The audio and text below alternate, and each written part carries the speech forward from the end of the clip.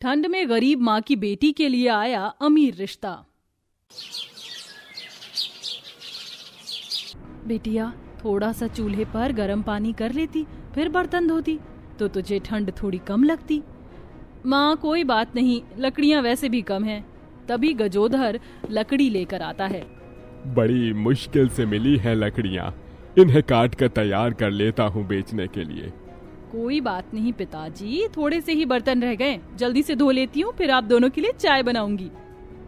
गजोधर जो लकड़ी लेकर आया होता है, उनमें से छोटी छोटी लकड़ियाँ बीनकर वह पत्नी के लिए जला देता है, जिसके बाद वह ठंड में लकड़ियाँ काटने लगता है। तभी उसके घर के आंगन के बाहर से उसका दोस्त मिथुन जा रहा होता है। अरे गजोधर भाई, ठंड में कैसा चल रहा है सब कुछ? भगवान की दुआ से ठीक ठाक ही चल रहा है। मिथुन अंकल नमस्ते, काफी दिनों बाद आप दिख रहे हो और कमजोर भी लग रहे हो। अरे बस बिटिया, वैसे गजोधर भाई तेरी बेटी संस्कारी बहुत है, अच्छे घर में इसका रिश्ता करना। मिथुन ऐसा कहकर दिहाड़ी के लिए निकल जाता है। मिथुन भाई साहब बिल्कुल सही कह रहे हैं, हमारी बेटी अब शादी के लायक हो गई है। रेशमा, मैं जानता हूँ, मैं इसका पिता हूँ। मुझे नहीं पता होगा तो किसको पता होगा। दिन रात इस बारे में सोचकर मैं परेशान रहता हूँ। तुम्हें तो पता है घर के क्या हालात हैं। 2 वक्त का खाना भी हम सही से नहीं खा पाते हैं। बेटी की शादी कैसे करेंगे?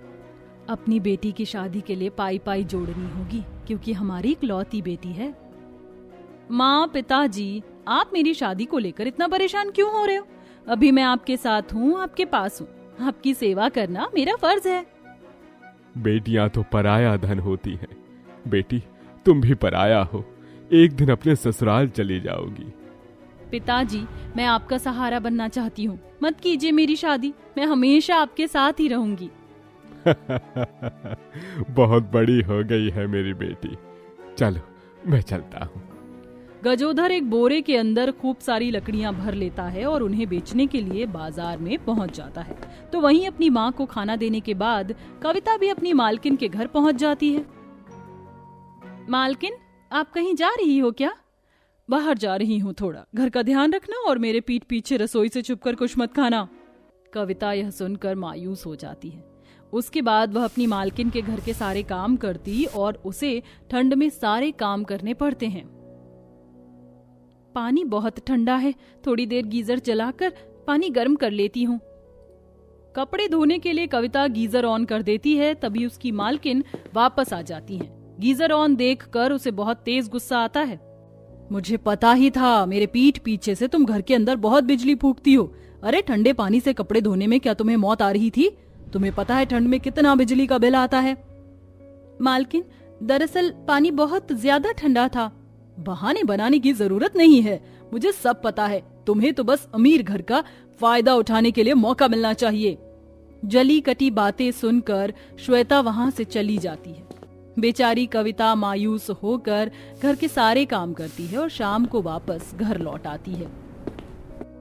ये क्या माँ, जो खाना मैं बना कर गई थी आपने खाया नहीं?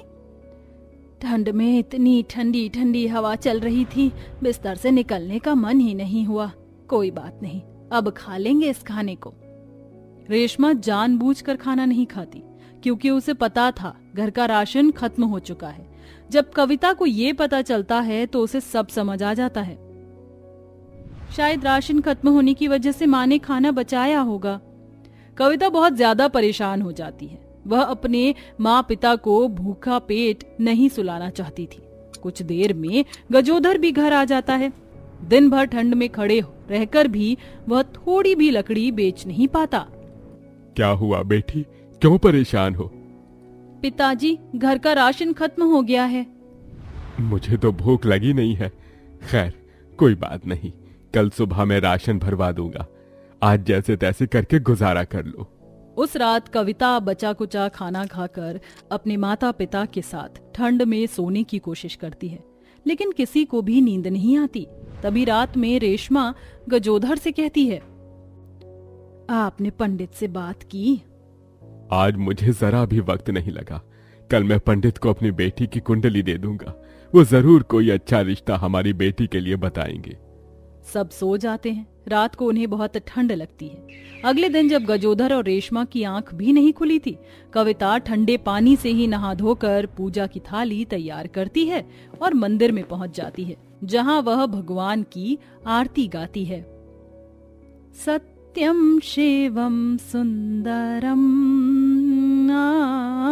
सत्यम शिवम सुंदरम, सत्य ही शिव है, शिव ही सुंदर है, सत्यम शिवम सुंदरम। कविता मंदिर में मधुर आवाज से आरती गा रही होती है। वहां मंदिर के बाहर एक औरत मंदिर की सीढ़ियां चढ़ रही होती है। अरे वाह, कितनी मधुर आवाज है। न जाने कौन है जो इतनी मधुर आवाज में इतनी सुबह सुबह गाना गा रही है। महेश्वरी जैसे जैसे सीढ़ियों को चढ़कर मंदिर में पहुंचती है, कविता आरती गाकर दूसरी तरफ से सीढ़ियां उतर जाती, जिसके चलते महेश्वरी उसे देख नहीं पाती। महेश्वरी पूजा करते हुए भगवान से कहती है, मेरा एक ही बेटा है, मेरी तुमसे सिर्फ एक ही मनोकामना है।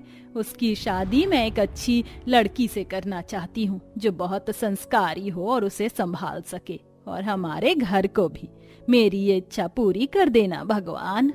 महेश्वरी इतना कहकर मंदिर की घंटी बजाती है और प्रसाद चढ़ाकर अपने घर को निकल जाती है। वहीं उसका बेटा रेयांश गहरी नींद में सो रहा होता है। रेयांश, उठ जाओ, सुबह हो गई है।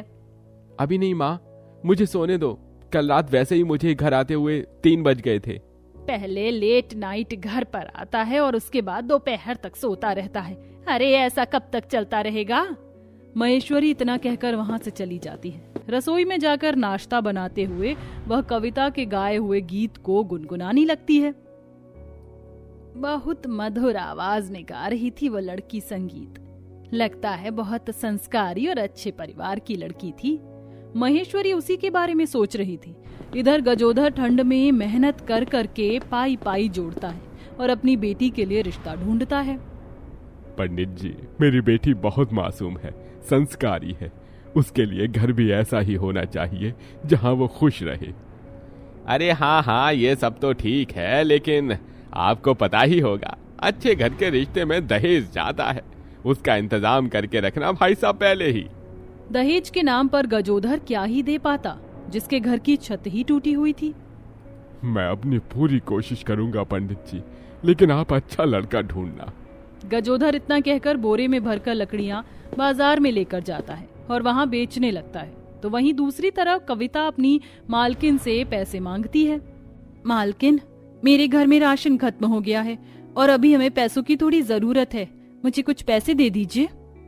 मुझे तो समझ नहीं आता, जब देखो पैसे के लिए मेरे सामने सुबह शाम हाथ फैला देती हो। अरे मैं तो तंग आ गई हूँ तुझसे। अगर तेरी यह आदत सुधरी नहीं तो मैं दूसरी नौकरानी ढूंढ लूंगी। नहीं मालकिन, ऐसा मत कीजिएगा। हम गरीब लोगों की नौकरी छूटने पर उनका कलेजा बाहर निकल कर आ जाता है, और फिर मेरे माँ पिताजी मेरी शादी के लिए लड़का ढूंढ रहे हैं। मैं उनकी थोड़ी मदद करना चाहती हूँ ताकि उन्हें कर्ज न लेना पड़े मेरी शादी के लिए। हर बार तेरी एक नई कहानी तैयार रहती है। ये ले पैसे और चली जा यहाँ से।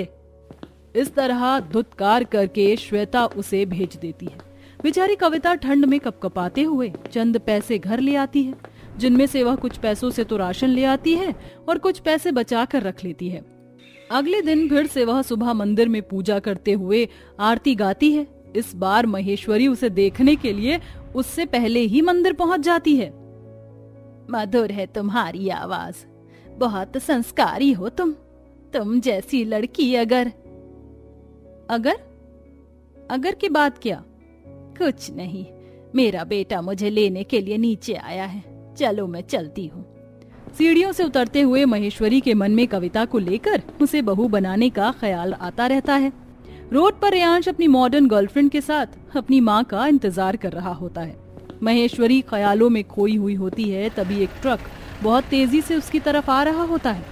रेयांश अपनी माँ को बचाने के लिए भागता है, लेकिन उसकी मॉडर्न गर्लफ्रेंड वहीं खड़ी रह जाती है। उसके पहुंचने से पहले ही कविता भागते हुए महेश्वरी को बचा लेती है।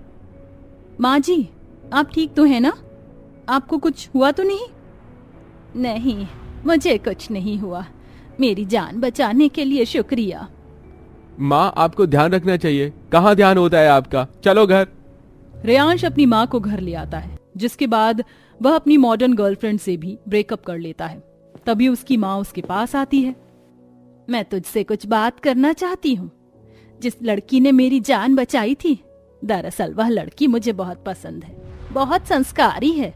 मैंने पता लगाया था, वो बहुत गरीब भी है। मैं उसे घर की बहू बनाना चाहती हूँ। तेरे लिए बहुत सही है, तेरा बहुत ख्याल रखेगी और इस घर को भी संभालेगी।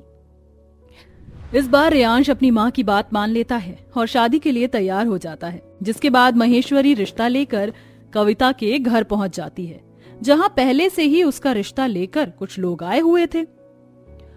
देखो जी, मैंने अपने बेटे को पढ़ाया लिखाया है, इसलिए मुझे दहेज भी चाहिए होगा। दहेज में हमारी मांग इतनी है। तभी महेश्वरी बोलती है, देखिए, मैं आपसे विनती करती हूँ, आपकी लड़की हमें बहुत पसंद है, यहाँ तक कि हमें आपसे कोई दहेज भी नहीं चाहिए। आप मेरे बेटे रेयांश से अपनी बेटी का रिश्ता तय कर दीजिए। महेश्वरी बहुत अमीर औरत थी, उसे हर कोई जानता था। जैसे ही सावित्री उसे देखती है, वह चुपचाप वहां से चली जाती है, जिसके बाद गरीब माता पिता अपनी बेटी का रिश्ता महेश्वरी के बेटे से कर देते हैं। महेश्वरी शादी का सारा खर्चा खुद उठाती है और धूमधाम से गरीब परिवार की बेटी की शादी करके उसे अपने अमीर घर में ले आती है, जहां कविता खुशी से रहने लगती है।